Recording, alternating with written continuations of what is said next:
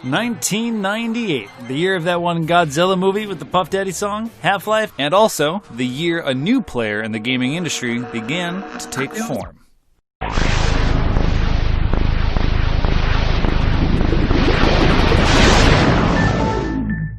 It all began with Seamus Blackley. After producing the colossal failure Jurassic Park Trespasser, Seamus left video games behind and became a program manager at Microsoft. That is, until word got around of Sony's PlayStation 2, a video game console said to rival the graphics of computer games and a Trojan horse for movie entertainment in living rooms. To Microsoft CEO Bill Gates, that was a direct threat.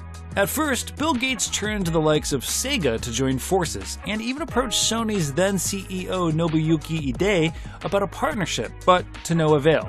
And then, Seamus Blackley was stricken with inspiration. Microsoft should go toe-to-toe with Sony and make its own video game console. Seamus pitched it to Kevin Backus, project manager at DirectX, then turned to Ed Fries, the dude in charge of the games division at Microsoft. Next up, the head honcho himself, Bill Gates. They pitched a device that was powered by Windows technology, but with one sole focus: to play games. And like that, Bill Gates gave them his blessing. Damn, Bill! By 1999, Microsoft's console was well underway. But what's a video game console without games?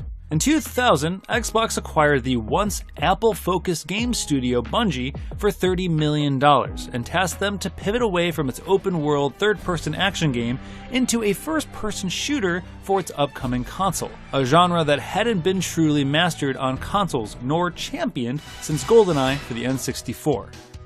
It was an acquisition that would help define the console's legacy. And if you're interested in learning more about that, you can watch an entire episode of our show Remember When, all about when Halo was originally going to be a Mac game. Link in the description below. The development of the Xbox was first publicly revealed to the world at the Game Developers Conference in 2000 by Bill Gates, revealing a giant shiny metallic X along with its tagline, "The future of console gaming." But it wouldn't be until early 2001 where we'd get our first look at the actual console design at the Consumer Electronics Show with the help of Dwayne "The Rock" Johnson. So if you really want to smell what The Rock is cooking, to a degree you've never thought you would before, you're going to get the Xbox. The Xbox launched on November 15th for $299. It was the first video game console to stand shoulder to shoulder with computer tech, using a GPU powered by NVIDIA and an internal PC hard drive, which was a first for a console and added to its iconic tank-like girth. Speaking of girth, it launched with this Colossus controller, now nicknamed the Duke. It was nearly 3 times the size of PS2's DualShock 2, just for context. The Xbox included direct online access and could play DVDs, well, sort of. It only worked as long as you had the DVD movie playback kit, which was an extra $20. The Xbox sold 1 million units in 3 weeks, a huge success for a first-time console. Some notable games it launched with was Oddworld Munch's Odyssey, Dead or Alive 3, Project Gotham, and, of course, the game that helped establish an iconic, long-running franchise for the Xbox, Halo Combat Evolved.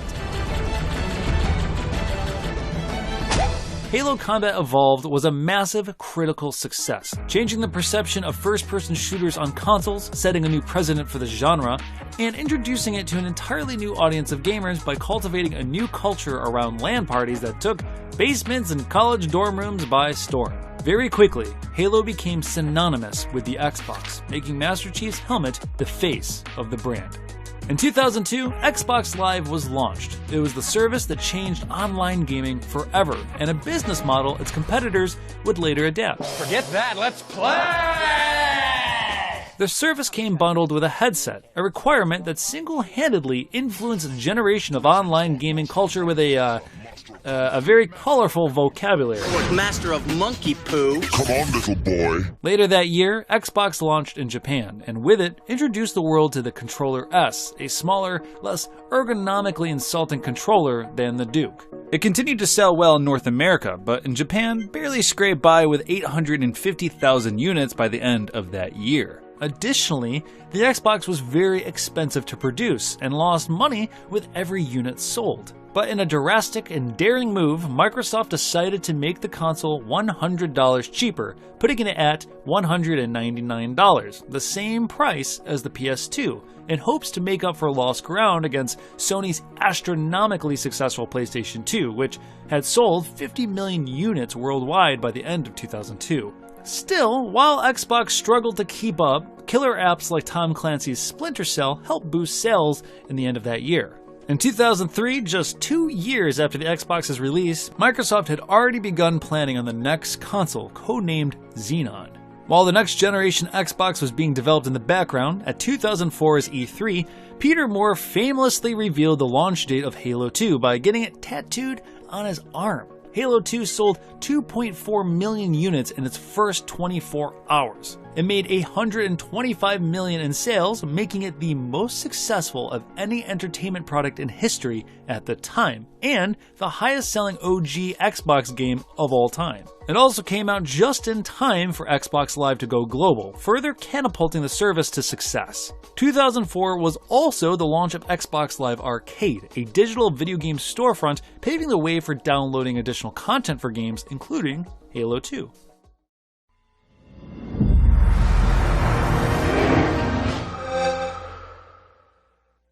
In May 2005, the Xbox 360 was unveiled on MTV with Elijah Wood and performances by bands like The Killers. Xbox 360 launched for $399. It had an interchangeable external hard drive, it had faceplate customization, and a wireless controller that would set the standard for all Xbox controllers to follow. This time around, Microsoft opted for a sleeker, white and gray look in comparison to the black cinder block of its predecessor.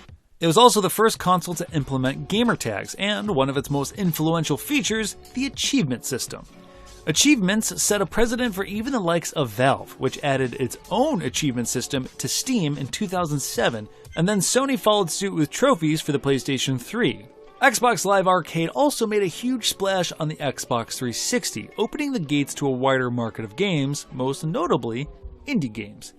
2006 brought us Xbox's other defining flagship franchise, Gears of War. It won many awards, including GameSpot's Game of the Year. It sold 1 million units in its first 2 weeks, making it the fastest-selling Xbox 360 game at the time.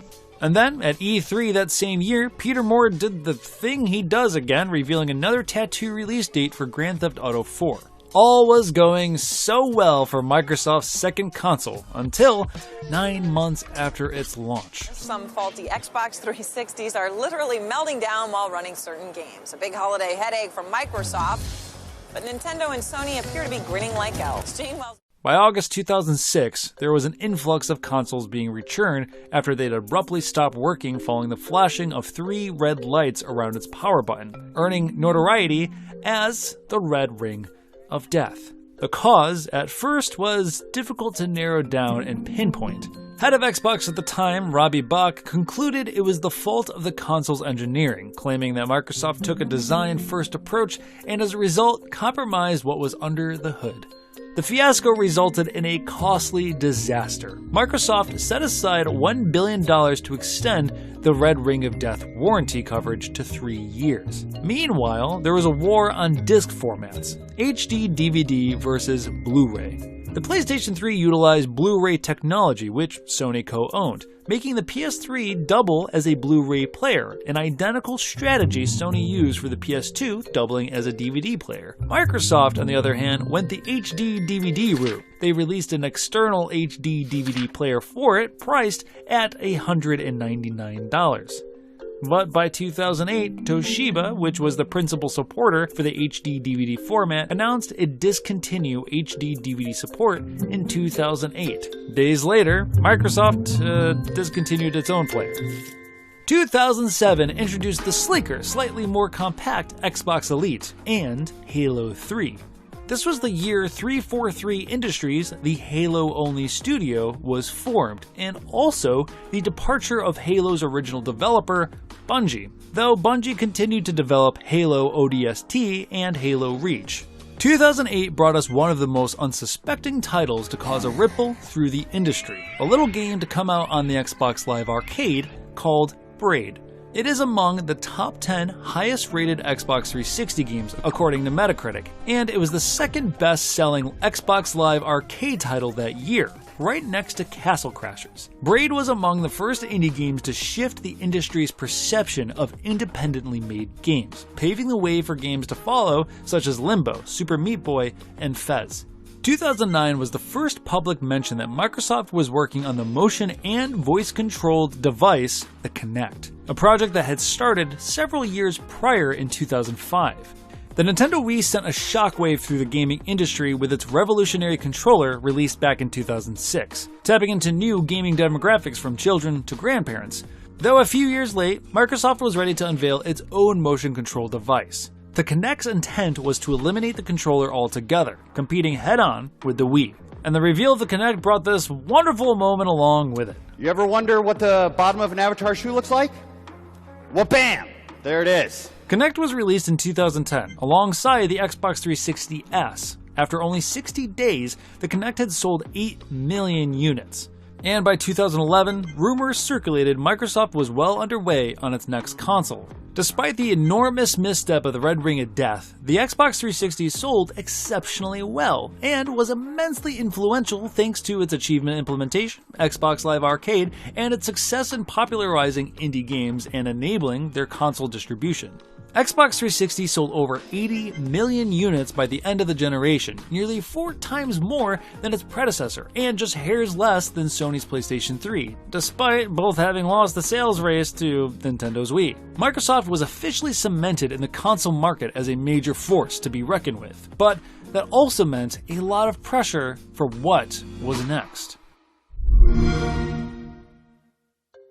Following the release of the last and final iteration of the Xbox 360, the E model, Microsoft revealed the Xbox One in May 2013, and people were less than thrilled with what was presented that day. The Xbox One didn't seem too focused on gaming, but rather serving as an all-in-one entertainment hub. Even when Xbox announced the game Quantum Break, it had a TV-like thing integrated into it. It was also the announcement of the Halo TV show, wherever that is today, though really it's definitely absolutely in development. On top of all of that, the console was pitched having loads of barriers and restrictions, like having to be always online, no backwards compatibility, a restriction on used games, and Kinect was required with the console, heightening people's concerns of privacy with an always-on camera microphone device front and center in their home. Oh, and Aaron Paul kept turning people's Xboxes on thanks to this ad. Xbox on. Yo. All of which was packaged for $499. Very quickly, the console was shrouded in controversy.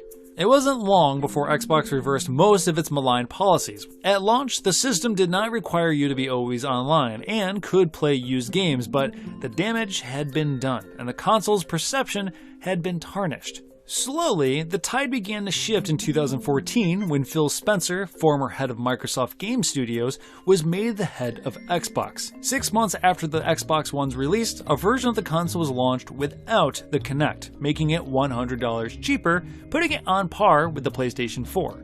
At E3 2015, Phil Spencer announced backwards compatibility for Xbox One, and the crowd exploded with applause. Today, I'm pleased to announce Xbox One backward compatibility. That same year, Xbox launched its premium, top-of-the-line, highly customizable Elite controller. 2016 saw the introduction of the Xbox One S, priced between $299 and $399 depending on the storage size, and interestingly, featured a UHD Blu-ray player, something that the PS4 Pro did not have, despite the technology being developed by Sony. Also that year, Microsoft acquired Mixer, placing its first steps into the streaming sphere.